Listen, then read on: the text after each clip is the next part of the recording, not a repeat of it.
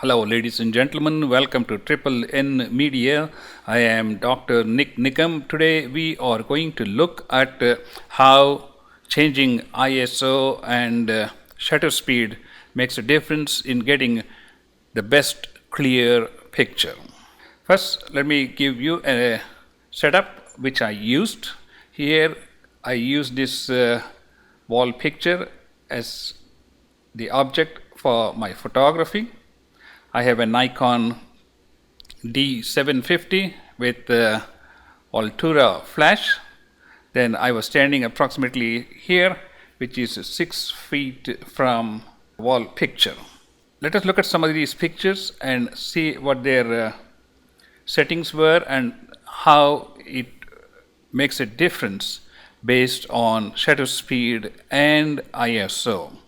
As you all know, the lower the ISO, the clearer the pictures are. But the question is, how low can you go in a real situation? If you're in a studio where you can control your lighting, angles, reflections, distance, lens, all these things, it's a different matter. But if you're doing photography for a wedding or for an event, cultural event, and you want to get the best clear pictures, hopefully this will help you to get a better understanding. So let us begin with the first picture which I took. And here's the first picture. Of course, I'm using Lightroom. We're going to go to the library and look at the settings here. Here we had a setting at a focal length of 120 millimeters, an ISO of 400, and the flash did not fire. So without the flash, this was our baseline picture. And of course, I'm using a Nikon D750 with a 24 to 120 millimeter f4.0 kit lens. Let's look at the next picture. And obviously it looks much brighter than the previous one, and the only difference here is that I did turn on the flash. The flash was looking at the ceiling, and the remaining settings were the same. A focal length of 120 millimeters, ISO of 100, the same camera and the lens. This is exposure 160 and ISO 400. Now let's look at the next picture. The next picture, the exposure was 1/30th, so we are getting twice the amount of light coming into the lens. The ISO was set to same. So this one looks brighter than the previous one. But of course, this is too bright and all these colors are sort of smushed together, and we don't have very good clarity that we would expect to see in a beautiful picture such as this.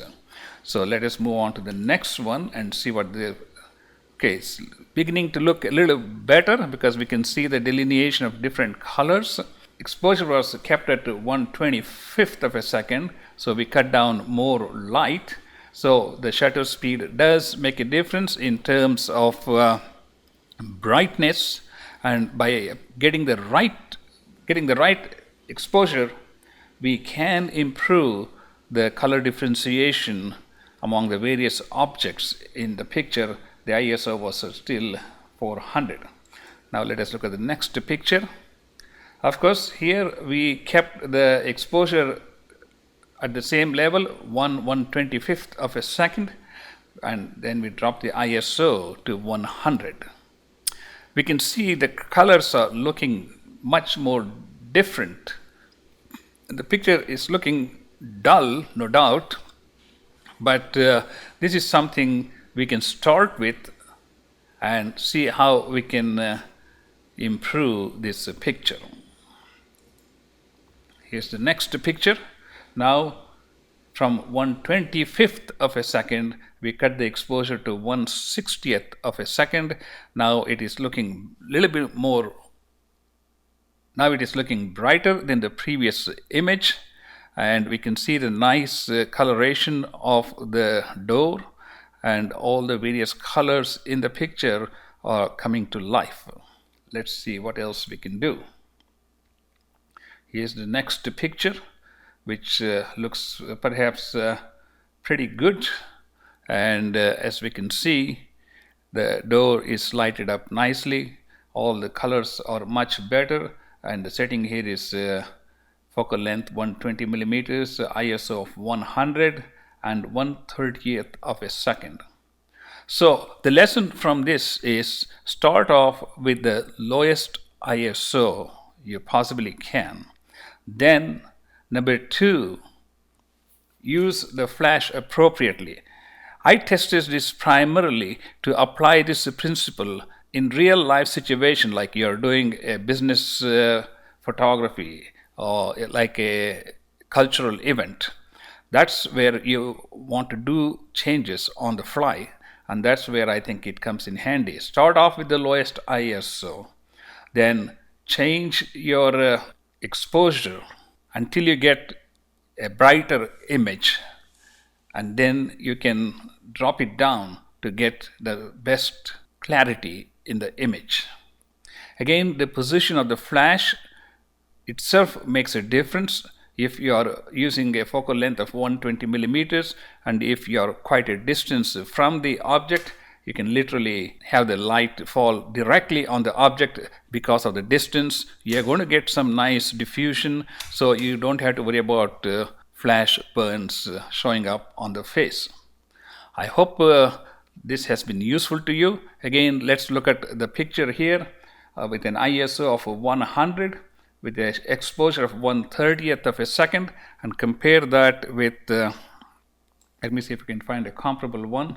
With 1/30th of a second, same focal length of 120, and you can see the big difference.